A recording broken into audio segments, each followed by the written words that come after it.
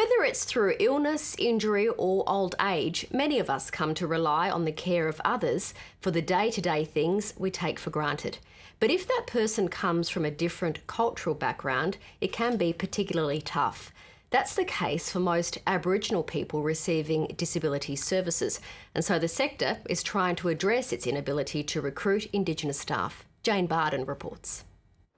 So, Carl, as discussed, we are having this application form for public housing. Yes. Alice Springs Aboriginal man Carl Hardy McConkey has been living on the streets with an acquired brain injury for most of his life. This year, a disability advocate linked him with a National Disability Insurance Scheme provider, which is helping him with basic life tasks.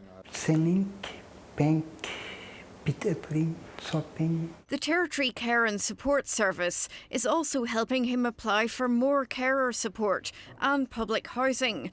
But he'd love to have an Aboriginal carer to help him reconnect with his culture. My culture way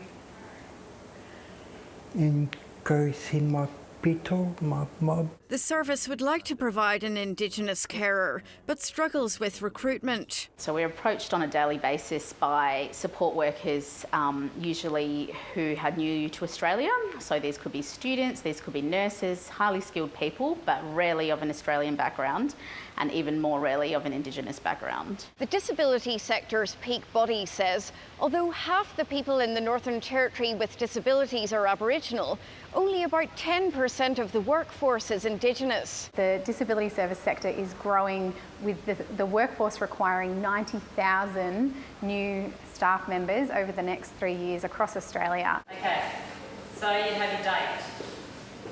Time. It's now running a series of short federal government-funded job readiness courses for young Indigenous people. I love to be a support worker in the Torres Strait. It's encouraged the students to consider opportunities to help others they hadn't imagined. Aboriginal people are really ashamed. So knowing that someone else there with you in the same culture or whatever, then yeah, it'll be better for them, you know. I'm very passionate about disability people. I like to, get them out and about because they're normal people like us and they just want to be treated the same. The NDS is putting the call out for more people to do these courses next year. Jane Bardon, ABC News.